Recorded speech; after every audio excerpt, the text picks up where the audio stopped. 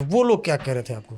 वो एक तो बहुत चीखते हुए बात करते हैं, फिर जैसे वो पुलिस करती हाँ है। नहीं पुलिस भी नहीं है वो, बिल्कुल जैसे नहीं हम अब आपको हमने शायद क्रिमिनल से हमारा वास्ता नहीं, हमने फिल्मी सीन देखे हैं, वो बिल्कुल जो टॉर्चर करने पे नहीं आ जाते मानते हुए कि बस अब उसे आखिरी कागज पे लिखना है कि वो आतंकवादी है, उसने ड्रग बेचा है, और फिर वो जान छोड़ देते हैं। कई बार कबूलनामे भी हमने देखे हैं सीन ऐसे, तो वो ठीक वैसा था। और उन्होंने मुझे वहां तक कन्विंस करने की कोशिश कर भी दी थी कि मैं बोलूँ मैं ड्रग्स बेच रही हूँ, मैं रैकेट चला रही हूँ, आप बताओ आप क्या जो करना है आप करो और मुझे छोड़ो। वहाँ तक उन्होंने मुझे पहुँचा दिया था।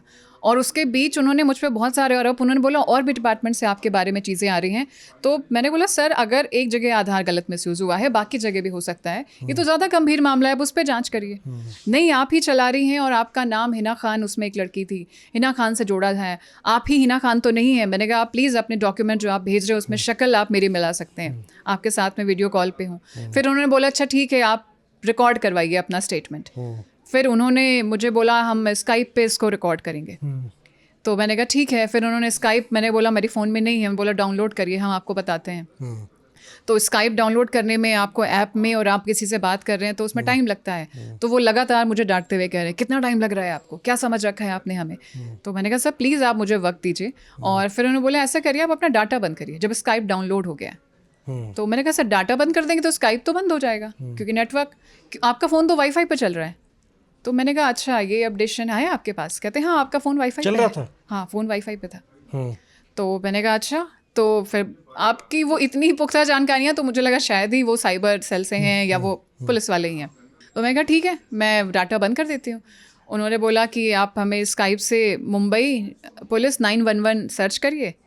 जब मैंने सर्च किया तो 5-6 आईडीज़ आई नहीं, सिर्फ एक आईडी आई वेरीफाइड जैसी, तो मैंने उस पर क्लिक कर दिया और उन्होंने कॉल करवाया मुझसे। तो कॉल करने पे सामने एक नीली आर्मी की जैसी वर्दी में शख्स बैठा हुआ था, 2 झंडे वंडे लगे थे उसके, प्रॉपर सेटअप था उनका, जो अब सेटअप मुझे लग रहा, मुझे तो पुलिस आर्मी वाले ही लगे।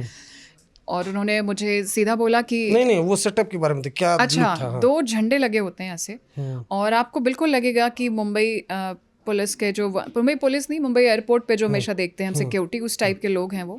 पीछे उनके माहौल लग, पीछे भी झंडे होते हैं। हमारे जो महापुरुष लोग बड़े बड़े हैं जो हम देखते हैं कानून में, उनकी फ़ोटोज़ होती हैं 2। और वो स्ट्रेट पूरा उनका जो लुक है वो भी पूरा आर्मी वाला है। Look in the sense dress से नहीं, उनकी फिटनेस जो है ओके। और उनका जो बोलने का तरीका है, वो जो ऑर्डर फॉर्म में बोलते हैं, और अंग्रेज़ी बहुत अच्छी बोलते हैं वो। तो उसमें वो बात करते हैं। बीच बीच में मुझसे चेक भी कर रहे थे कि मैंने जो बोला है आपको समझ आया है। मैंने कहा हाँ। फिर उन्होंने कहा ऐसा शुरू करिए, आपको जो मैंने डॉक्यूमेंट भेजे हैं उसको आप पढ़ना शुरू करिए। तो मैंने कहा सर मैंने देखा वो डॉक्यूमेंट, मैं आपको यहाँ पे ऐड करूँगी पूरा। उन्होंने मुझसे स्टार्ट से लेके एंड तक पूरा डॉक्यूमेंट पढ़वाया। क्या क्या जैसे थोड़ा बहुत क्या पढ़ रहे, उसमें आप पढ़ रहे थे? हाँ मतलब जो मनी लॉन्ड्रिंग का फ्रॉड था उसमें मुझे पता चला कि 275 करोड़ का ये मनी लॉन्ड्रिंग फ्रॉड है। वो आपने किया? वो मैंने करा है, उसमें 2 करोड़ मैंने करे हुए हैं, बाकी तो उन लोगों ने किए हैं। 2 लोग अरेस्ट हैं।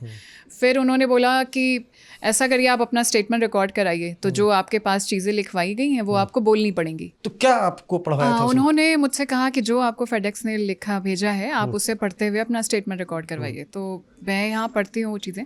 उन्होंने पहले लिखवाया था department name FedEx courier company, customer का नाम करण वर्मा, रिसीवर नेम जो मैं मुंबई से ताइवान भेज रही हूँ वो जैंग लिन को भेज रही थी, उनका मोबाइल नंबर था 8862737889, और रिसीवर का एड्रेस था हाउस नंबर 112/3 सैनी बेई रोड, पेपी city, district Datong, Taiwan. Parcel की ट्रैकिंग आईडी भी उन्होंने मुझे लिखवाई। पार्सल में 5 पासपोर्ट, हाँ जो शायद मैं भूल रही थी, 5 passport, 3 bank credit card, 5 kilo कपड़े, 1 HP का लैपटॉप और 200 ग्राम MDMA, और ये सारी चीज़ें थी। और इसकी पेमेंट की गई है 16,754 रुपये, जो की गई थी ICICI के क्रेडिट कार्ड से, जिसकी 4 डिजिट लास्ट की उन्होंने बताई मुझे 1551। यहाँ पे भी मैंने उनको बोला कि सर ये मेरा क्रेडिट कार्ड का नंबर नहीं है, तो यहीं पर ये बात ख़त्म हो जाती है। उन्होंने बोला ये आप नहीं बताएंगे कि आपने फ़र्ज़ी क्रेडिट कार्ड भी बना रखे होंगे, आप जब इतना बड़ा रैकेट चला रही हैं।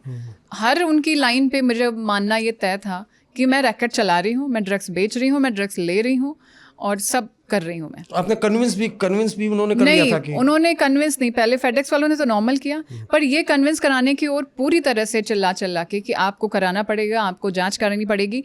45 मिनट्स के बाद जब मैं लगातार, मैंने बात कहीं मानी नहीं उनके ऑन रिकॉर्ड में, तब मैंने उनको सीधा हमेशा यही बोला कि आपको जांच करनी है ना, आप प्लीज़ जांच करिए। आप कहने लगे आपको मुंबई आना होगा। मैंने कहा आप बताइए, मैं मुंबई आ जाती हूँ, लेकिन मैं अभी नहीं आ सकती, मैं दिल्ली हूँ। कहने लगे नहीं, हम ऐसा करते हैं, आपका रिकॉर्ड ऑनलाइन जो चल रहा है। तो मैंने उनसे पूछा जो आप पहले मेरे साथ कर रहे थे ये भी रिकॉर्ड हो रहा था?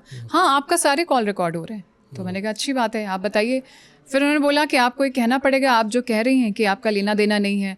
मैंने सीधा बोला, मैंने कहा मनी लॉन्ड्रिंग के केस को लेके मुझे बताया गया है, मेरा इससे भी कोई लेना देना नहीं है, ये रिकॉर्ड होता है। फिर वो मुझसे कहते हैं कि अगर रुकिए, अभी आपके और भी डाटाज आ रहे हैं। वो डाटाज यही आ रहे हैं कि ये कंफर्म हो चुका है कि जो उन्हें डाउट था या वो जो जांच थी कि वो मैं चला रही हूँ। अब उनके हिसाब से मुझे मुंबई आना था। और फिर उन्होंने बोला कि मुझे ऐसा करिए, आप को ऐसा करते हैं, आपकी ये जांच तो चलेगी, ये जांच 7 दिन चलेगी। तो मैंने कहा अच्छा। फिर उन्होंने बोला ऐसा करिए, बीच में आप कॉल उन्होंने कट कराई मुझसे, खुद ही बोला कॉल को कट करिए। तो मैंने कहा ठीक है। फिर कहते कॉल बैक वहाँ से आता है। फिर उन्होंने एक नंबर जो आया, फ्लैश हुआ मेरे फ़ोन पे, वो मुंबई पुलिस था, स्काइप से। तो मैंने कहा हाँ सर बताइए। तो वही इंसान था, शख्स। और उन्होंने बोला कि हमने सारा वेरीफाई कर लिया है, आप इस केस में इन्वॉल्व हैं और आप हमसे लगातार झूठ बोल रही हैं, और इसलिए आपको ऐसा है इस जांच में सपोर्ट करना पड़ेगा। जो ये मनी लॉन्ड्रिंग केस है, ये इंडियन गवर्नमेंट सीक्रेट तरीके से इसकी जांच कर रही है। अगर आप जांच करेंगी तो हम आपके बारे में सोच सकते हैं। मुझे लगा कि जांच में साथ देना है तो ठीक है, मैं साथ दे देती हूँ, पूरा क्लियर होके आ जाएगा। और उन्होंने बोला आपके ब्लड टेस्ट होंगे, आपका ड्रग टेस्ट होगा, आपका सब होगा। मैंने कहा आपकी जो मर्जी है कर लीजिए, मैंने कभी स्मोक भी नहीं किया, तो आप प्लीज़ कर सकते हैं सारे टेस्ट। तो उन्होंने बोला ठीक है, लेकिन ये नेशनल सीक्रेट है। तब मैंने बोला नेशनल सीक्रेट क्या होता है? तो उन्होंने बोला नेशनल सीक्रेट होता है जिसमें 7 दिन तो आपकी जांच चलेगी। जब भी गवर्नमेंट किसी हिडन एजेंडे के तहत किसी पे काम करती है तो आप इसे बाहर किसी को बता नहीं सकते। आपको इसके लिए हर 2 घंटे पे रिपोर्ट देनी होती है। आपको अपना नाम, अपनी लोकेशन, अपनी एक्टिविटी बतानी होती है। एक्टिविटी में एग्जैक्ट आप क्या कर रहे हैं वो बताना है। उन्होंने सैम्पल मुझे भेजा उसका और बोला इसे भेजिए। तो मैंने लिख दिया एट होम। तो उन्होंने मुझसे कहा एट होम नहीं, आपको लिखना होगा आप इंटरोगेशन के प्रोसेस में, ये है एक्टिविटी। तो मैंने कहा ठीक है। आगे से हर 2 घंटे पे 7 दिन मुझे ही भेजना था। फिर उन्होंने बोला आपके सारे बैंक अकाउंट सीज किए जा चुके हैं, आपका रोज़ का खर्चा हमें मालूम है। तो मैंने पूछा, मैंने कहा आपको रोज़ का खर्चा कैसे मालूम है? तो उन्होंने बोला मुझे पता है आप ऑफिस कैसे आती हैं, कैसे जाती हैं, इतनी अवेयर वाली फील्ड में आप हैं और इतना बड़ा रैकेट चला रही हैं, ये आपके ऑफिस वालों को खबर है क्या? आपके घर वालों को इसकी खबर मिलेगी तो क्या होगा? तो मैंने कहा प्लीज़ आप उनको बताएं और आप जांच करिए, आप उनको भी सारा क्लियर हो जाएगा। पर यहाँ तक आते आते वो ये जैसे होता है ना, आपको टॉर्चर करते हैं, आपको वो गिल्ट में लेके आते हैं। मुझे वहाँ तक ये लग रहा था कि मैंने नहीं किया है, लेकिन जिस तरह से ये मुझ पे यकीन कर नहीं रहे हैं, अगर पुलिस वाले भी आप पे यकीन नहीं करें तो जिसने आपको फंसाया उसका काम तो आसान हो जाता है। तो मुझे लगा कि शायद मैं पूरी तरह से इस ट्रैप में फंस चुकी हूँ।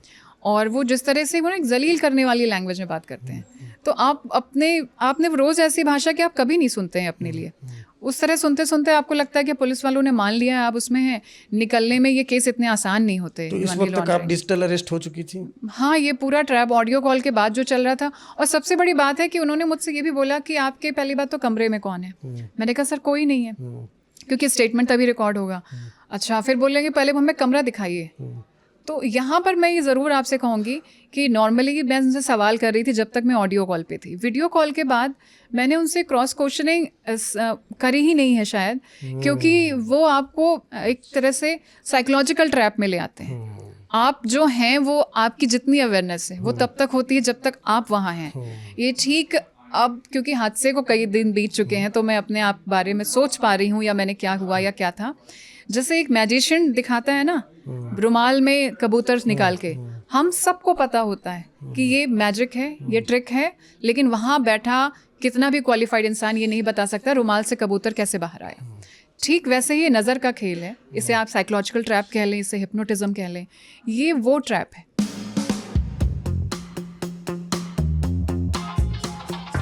अक्सर आपने सुना होगा कि फला फिल्म एक्टर ने बोटॉक्स लिए हैं, फिलर्स लिए हैं, ब्रेस्ट इम्प्लांट्स लिए हैं। फिलर्स बेसिकली एक तरह का जेल मटेरियल आप समझ लें। अगर बहुत ज़्यादा फिलर्स हो जाते हैं तो आपका एक फेस स्टिफ हो जाता है। आजकल बहुत कॉमन हो गया है एक swollen face appearance. Breast enhancement और ब्रेस्ट इम्प्लांट्स में क्या डिफरेंस होता है? ब्रेस्ट का साइज बढ़ाने का जो प्रोसेस है उसको ब्रेस्ट एनहांसमेंट कह लीजिए।